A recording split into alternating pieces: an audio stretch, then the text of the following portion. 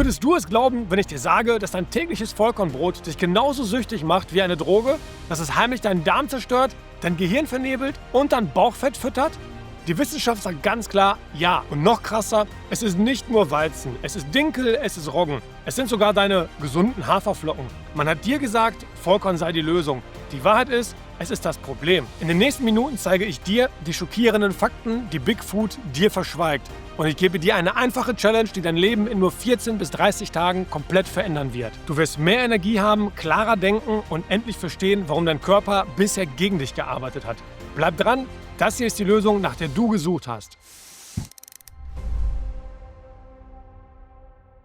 Hi, ich bin Arthur von Life Algorithm. Mit 45 Jahren fühle ich mich stärker und fitter als mit 30. Und das mit nur 3 Stunden Training pro Woche, ohne teure Supplemente, 100% natürlich. Wie das geht? Ich habe verstanden, dass Gesundheit nicht kompliziert sein muss. Du musst nur aufhören, auf die Lügen der Industrie zu hören. Heute geht es um ein Thema, das dein Leben verändern wird. Brot und Getreide. Die zentrale Story ist einfach. Du isst jeden Tag Lebensmittel, die dich heimlich krank, müde und mental benebelt machen. Du denkst, du ernährst dich gesund, Vollkorn, Dinkel, Roggen, Gerste, Hafer. Aber die Wahrheit ist, dein Körper ist nicht dafür gemacht. Und wenn du diese Lebensmittel nur für 14 bis 30 Tage weglässt, wirst du eine Transformation erleben, die du nicht für möglich gehalten hast. Mehr Energie, klarer Kopf, bessere Verdauung, weniger Bauchfett. Das ist keine Theorie, das ist die Erfahrung von tausenden Menschen und es kann auch deine sein. In diesem Video zeige ich dir erstens, warum Getreide der heimliche Feind in deiner Ernährung ist. Zweitens, was wirklich hinter dem Vollkorn ist gesund Mythos steckt.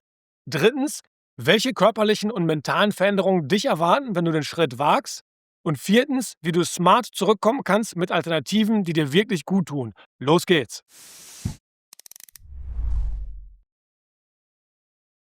Kennst du das? Du startest den Tag mit einem vermeintlich gesunden Frühstück, vielleicht 2 Scheiben Vollkorn, vielleicht sogar Dinkelvollkorn. Aber schon am Vormittag fühlst du dich irgendwie schlapp und benebelt. Nach dem Mittagessen fällst du in ein tiefes Loch, das berühmte Mittagstief. Und abends fühlst du dich oft aufgebläht, unwohl und fragst dich, woher dieses hartnäckige Bauchfett eigentlich kommt, obwohl du doch so gesund isst. Wenn dir das bekannt vorkommt, dann ist die Wahrscheinlichkeit hoch, dass der Täter die ganze Zeit offen auf deinem Teller lag. Das, was dahinter steckt, ist der tägliche Konsum von modernem Getreide. Und damit meine ich nicht nur weißen Toast, ich meine Weizen, Dinkel, Roggen, Hafer und ja, ich meine auch alle Vollkornvarianten, die uns die Industrie seit Jahrzehnten als Inbegriff der Gesundheit verkauft. Aber warum ist das so? Es sind vor allem 3 stille Angreifer, die in fast jedem Getreide lauern. Angreifer Nummer 1, die Blutzuckerachterbahn. Stell dir vor, du isst ein Brot. Auch wenn es komplexe Kohlenhydrate sind, beginnt dein Körper sofort damit, die Stärke in reinen Zucker, also Glucose, aufzuspalten. Dieser Zucker schießt in dein Blut, dein Körper gerät in Panik und schüttet massiv das Hormon Insulin aus, um den Zucker aus dem Blut zu schaffen. Das Ergebnis? Dein Blutzucker kracht genauso schnell wieder in den Keller, wie er hochgeschossen ist. Und was passiert dann? Du bekommst Heißhunger und greifst zur nächsten Mahlzeit. Dein Blutzucker ist auf einer permanenten Achterbahnfahrt und das zwingt deinen Körper, permanent Fett einzulagern. Übrigens, Brot habe ich bereits als eine der 5 Ursachen in meinem Video über die 5 ungesündesten Lebensmittel für Herz und Kreislauf als einen der Top-Feinde für deine Herzgesundheit identifiziert. Angreifer Nummer 2, Gluten und andere Reizstoffe. Gluten, das Klebereiweiß im Getreide, ist den meisten ein Begriff, aber die Industrie wiegelt ab. Das ist nur für Menschen mit Glutenunverträglichkeit oder Zöliakie ein Problem. Das ist schlichtweg falsch. Führende Forscher wie Dr. Alessio Fasano haben in bahnbrechenden Studien nachgewiesen, dass Gluten bei jedem Menschen ein Protein namens Zonulin freisetzt. Und Zonulin ist quasi der Türsteher für deine Darmwand. Es öffnet die Tore zwischen deinen Darmzellen. Das Ergebnis nennen wir Leaky Gut, ein löchriger Darm. Durch diese Lücken gelangen unverdaute Nahrungsbestandteile und Giftstoffe in deinen Blutkreislauf, wo sie nichts zu suchen haben. Dein Immunsystem schlägt Alarm und startet eine Daueroffensive. Das Resultat? Chronische, stille Entzündungen im ganzen Körper. Und genau diese Entzündungen sind die Wurzel von so vielen modernen Zivilisationskrankheiten, von Hautproblemen über Gelenkschmerzen bis hin zu Autoimmunerkrankungen wie Allergien etc.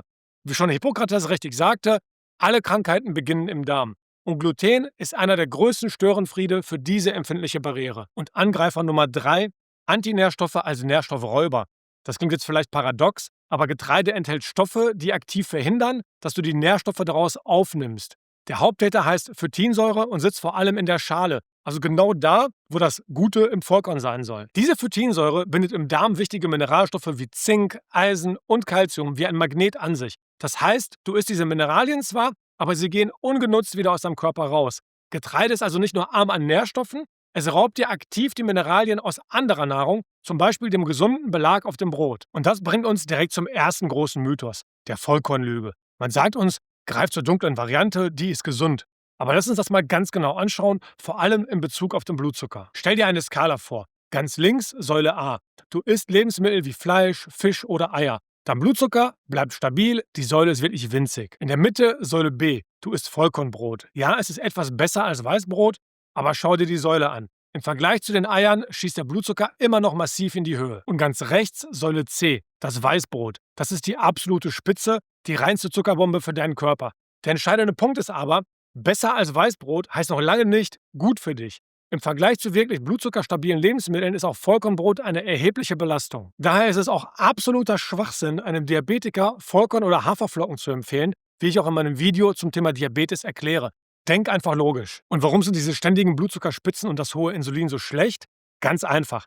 Erstens führt der schnelle Abfall nach dem Blutzuckeranstieg zu Heißhunger. Du willst sofort wieder essen. Und zweitens fördert ein chronisch hoher Insulinspiegel stille Entzündungen im ganzen Körper. Und drittens ist Insulin das Speicherhormon. Solange dein Insulin hoch ist dein Körper im Speichermodus und verbrennt kein Fett. Wenn wir also wissen, dass die Antinährstoffe hauptsächlich in der Schale sitzen und selbst Vollkorn den Blutzucker immer noch stark ansteigen lässt, warum sollte es dann wirklich gesund sein? Das ist der erste Aha-Moment, den du verstehen musst. Die Industrie verkauft dir ein gutes Gewissen, aber kein gesundes Produkt. Kennst du jemanden, der immer noch fest in dieser Brotfalle steckt und sich über unerklärliche Symptome wundert? Sei ein guter Freund und teile dieses Video mit ihm oder ihr.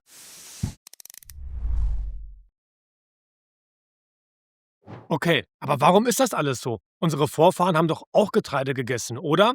Ja, aber das, was wir heute essen, hat mit dem Getreide von damals nichts mehr zu tun. Du musst die Geschichte des Frankenstein-Getreides verstehen. Du darfst nicht den Fehler machen zu denken, Getreide sei ein seit Jahrtausenden unverändertes Naturprodukt. Und schon gar nicht, dass Dinkel ein gesundes Urgetreide ist. Das ist pures Marketing. Die Wahrheit ist, fast alle heute angebauten Getreidesorten, egal ob Weizen, Dinkel oder Roggen, sind das Ergebnis aggressiver Züchtungen der letzten 50 bis 70 Jahre. Das Ziel dieser Züchtung war nie deine Gesundheit, es ging um maximalen Ertrag, Schädlingsresistenz und vor allem um eines, möglichst hohe Anteile an Gluten. Und warum Gluten? Weil Gluten den Teig elastisch und fluffig macht. Es sorgt für perfekte industrielle Backeigenschaften. Wir haben das Getreide für das Silo und die Backstraße optimiert, nicht für unseren Darm. Und das hat zu einem gewaltigen Problem geführt, einem evolutionären Missverhältnis. Stell dir eine Zeitlinie vor. Der moderne Mensch, der Homo sapiens, existiert seit etwa 250 bis 300.000 Jahren. Fast die gesamte Zeit waren wir Jäger und Sammler. Unsere DNA ist auf Fleisch, Fisch, Gemüse, Nüsse und Früchte programmiert. Der Ackerbau mit Getreide begann erst vor rund 10.000 bis 12.000 Jahren. Ein Wimpernschlag in unserer Evolution. Und der intensive Anbau dieses modernen, hochgezüchteten Frankenstein-Getreides, den gibt es erst seit ein paar Jahrzehnten. Dein Steinzeitkörper trifft also jeden Tag auf ein Hightech-Getreide, mit dem er genetisch nichts anfangen kann. Das ist ein biologisches Experiment, für das du nie deine Zustimmung gegeben hast. Und die Symptome, die wir in Kapitel 1 besprochen haben, sind die direkten Folgen dieses Experiments. Ein Buch, das mir hier wirklich die Augen geöffnet hat, ist Dumm wie Brot von Dr. David Perlmutter. Er beschreibt diese neurologischen Folgen des Getreidekonsums brillant. Dieses und andere Bücher, die dein Leben verändern können, findest du auch auf meiner Produktempfehlungs-Webseite.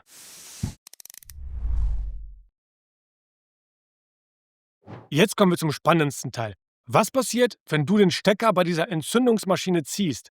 Was passiert, wenn du deinem Körper für 14 oder 30 Tage eine Pause von allen Getreideprodukten gönnst? Die Transformation ist oft unglaublich. Hier sind die Top 5 Veränderungen, die unzählige Menschen und auch ich selbst erleben. Veränderung Nummer 1: klarer Kopf statt Brain Fog. Das ist oft das Erste, was die Leute bemerken. Innerhalb weniger Tage lichtet das Gehirn den Nebel. Plötzlich kannst du dich wieder klar konzentrieren, bist fokussiert und mental wach. Der Mechanismus dahinter? Die Entzündung in deinem Darm lässt nach. Und weil dein Darm über die Darm-Hirn-Achse direkt mit deinem Gehirn kommuniziert, beruhigt sich auch dort das Chaos. Veränderung Nummer 2: ein stabiles Energielevel. Vergiss das Mittagstief. Wenn dein Blutzucker nicht mehr Achterbahn fährt, bleibt dein Energielevel den ganzen Tag über stabil. Du bist nicht mehr auf den nächsten Zuckerschub aus Kohlenhydraten angewiesen, um durch den Tag zu kommen. Dein Körper lernt wieder, auf seine eigenen Fettreserven als Energiequelle zuzugreifen. Das ist wahre Energiefreiheit. Veränderung Nummer 3: eine bessere Verdauung und ein flacherer Bauch. Das ständige Völlegefühl und der quälende Blähbauch, der dich nach dem Essen plagt, all das verschwindet oft innerhalb der ersten Woche. Dein Darm hat endlich die Chance, sich zu beruhigen und seine entzündete Schleimhaut zu heilen. Veränderung Nummer 4: eine bessere Stimmung. Fühlst du dich oft grundlos gereizt oder emotional unausgeglichen? Über 90% unseres Glückshormons Serotonin wird im Darm produziert. Wenn dein Darm gesundet, normalisiert sich auch deine Serotoninproduktion. Viele berichten von einer spürbaren Aufhellung ihrer Stimmung und mehr emotionaler Stabilität. Veränderung Nummer 5: Gewichtsverlust, vor allem am Bauch. Wenn du weniger Insulin produzierst, das ist unser primäres Speicherhormon, gibst du deinem Körper endlich das Signal, Fett zu verbrennen, statt zu speichern. Und weil chronisch hohe Insulinspiegel besonders die Fetteinlagerung am Bauch fördern, ist das oft die erste Stelle, an der du positive Veränderungen sehen wirst. Aber Vorsicht, vielleicht denkst du jetzt, Arthur, das klingt super, aber ich liebe Brot, ich habe richtigen Heißhunger darauf. Das ist normal. Und jetzt kommt der schockierende Grund, den ich vorhin angedeutet habe. Dein tägliches Brot wirkt im Gehirn wie eine Droge. Bei der Verdauung von Gluten, das ist in Brot und anderem Getreide, entstehen kleine Eiweißstücke, die man Glutenexophine nennt. Sie sehen ein bisschen aus wie Morphium, ein starkes Schmerzmittel. Einige Studien zeigen, dass diese Stücke bei manchen Leuten durch den Darm ins Blut und sogar ins Gehirn gelangen. Dort hängen sie sich an bestimmte Stellen, die auch von Drogen wie Heroin angeregt werden. Das löst ein kurzes Gefühl und einen Schub des Glückshormons Dopamin aus. Deshalb fühlen sich viele Leute süchtig nach Brot und Getreide. Und das gilt nicht nur für Kranke, sondern potenziell für alle, weil Gluten für unseren Körper oft schwer zu handhaben ist. Wenn du in den ersten Tagen ohne Getreide Entzugsgefühle hast, ist das kein Zeichen von Schwäche. Es zeigt nur, dass du dich von den versteckten Fesseln des Getreides befreist und deinem Körper etwas Gutes tust. Falls dir diese Infos die Augen geöffnet haben, dann gib dem Video jetzt gerne einen Daumen nach oben, damit noch mehr Menschen diese Wahrheit erfahren.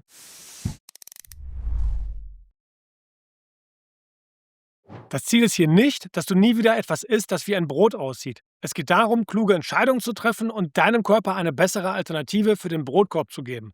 Nachdem du die 14 oder 30 Tage durchgehalten hast und dein Körper zurückgesetzt ist, hast du verschiedene Möglichkeiten. Nennen wir es das geht so, okay und Idealprinzip. Dabei bleibe ich aber bei meiner Meinung, Getreide ist generell problematisch, auch Vollkorn, weil es Blutzucker belastet, Entzündungen fördern kann und Antinährstoffe enthält. Hier die 3 Stufen von akzeptabel bis ideal, immer mit dem Fokus, Getreide so weit wie möglich zu meiden. Hier die geht so Option, ein kleiner Fortschritt. Greift zu alten Getreidesorten wie Einkorn oder Emmer. Diese Urgetreide haben weniger Gluten und eine bessere Proteinstruktur, weil sie nicht so aggressiv gezüchtet wurden wie moderner Weizen. Das ist ein Upgrade zu normalem Getreide, aber kein Freibrief. Es bleibt Getreide, das Blutzuckerprobleme und Entzündungen verursachen kann. Stell dir vor, du rauchst eine Zigarette mit Filter statt ohne. Weniger schädlich, aber das Problem ist noch da. Denk an unsere Vorfahren. Hunderttausende Jahre als Jäger und Sammler ohne Getreide bzw. nur ganz wenig. Der Anbau ist neu und brachte Krankheiten wie zum Beispiel Karies mit. Für ab und zu ist es okay, aber nicht als Basis deiner Ernährung. Und hier die Okay-Option, das geringste Übel. Wenn du auf traditionelles Brot nicht verzichten möchtest, nimm richtig hergestelltes Sauerteigbrot. Durch den langen Fermentationsprozess bauen Bakterien einen Teil des schädlichen Glutens und der Antinährstoffe ab. Der Blutzucker steigt etwas weniger stark als bei normalem Brot, aber ehrlich, es ist immer noch Getreide, das deinen Körper belastet, kein echter Gewinn für die Gesundheit. Als tägliches Essen würde ich es niemals empfehlen, das widerspricht einem gesunden Lebensstil. You actually mentioned bread. Yeah. Is all bread bad? No, not all bread is bad. Most bread is bad. I don't mind some sourdough because it's fermented.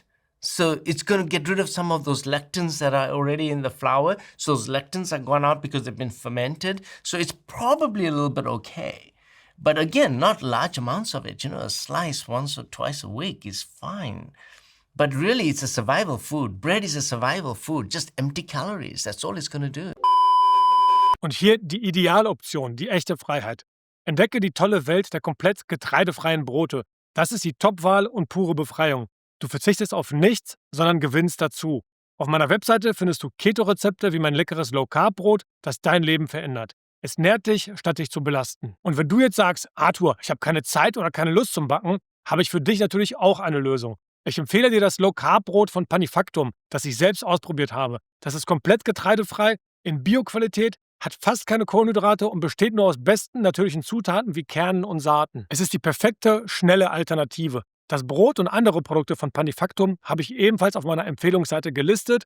Und das Beste, ich konnte für euch sogar einen 10% Rabattcode aushandeln.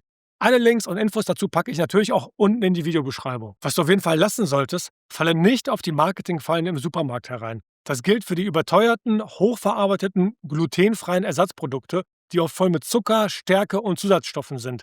Aber es gilt genauso für jedes Brot aus dem Supermarktregal. Selbst das Vollkornbrot ist oft eine Mogelpackung. Feines Mehl, das dunkel gefärbt und mit ein paar Körnern bestreut wird.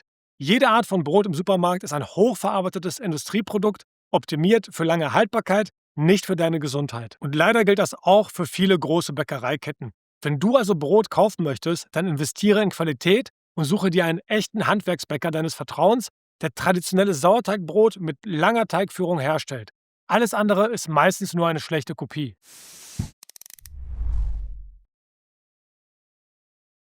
Fassen wir kurz zusammen, was wir gelernt haben. Die größte Gesundheitslüge ist, dass Vollkorn und Dinkel gut für dich sind. Die Wahrheit ist viel unbequemer. Hier sind 3 Fakten, die dir Big Food nicht erzählt. Erstens, ob Weiß oder Vollkorn, fast jedes moderne Getreide ist ein Frankenstein-Getreide, gezüchtet für Profit, nicht für deine Gesundheit. Zweitens, die Folgen wie Brain Fog, Blähungen und stille Entzündungen betreffen fast jeden, der regelmäßig Getreide isst. Es ist der Normalzustand, den du fälschlicherweise akzeptierst. Und drittens, die gute Nachricht ist, ein einfacher 14-Tage-Test ohne Getreide ist der schnellste Weg, um zu spüren, wie gut du dich wirklich fühlen könntest. So, das war die harte, aber befreiende Wahrheit über Brot und Getreide. Die wichtigste Botschaft, die ich dir mitgeben möchte, ist diese: Höre auf deinen Körper.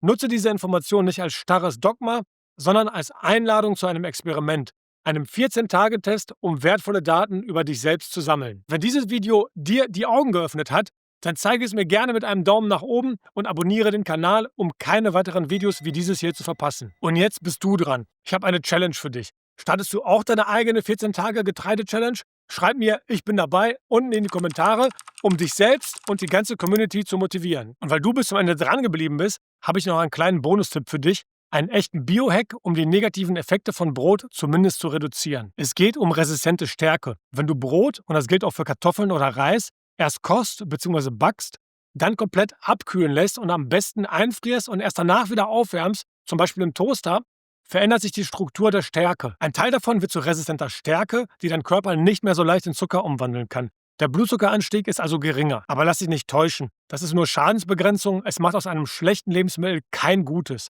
Die Probleme mit Gluten und den Antinährstoffen bleiben bestehen.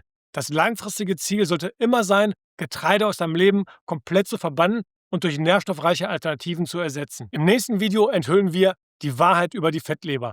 Eine stille Epidemie, die Millionen betrifft, ca. 25% aller Deutschen, oft ohne dass sie es wissen. Ich zeige dir die Ursachen und wie man die Leber wieder sauber bekommt. Für die Motivation noch ein Zitat von Arthur Schopenhauer. Gesundheit ist zwar nicht alles, aber ohne Gesundheit ist alles nichts. In diesem Sinne, bleib kritisch und vor allem bleib gesund und denk dran. Gesundheit ist eine bewusste Entscheidung. Peace out.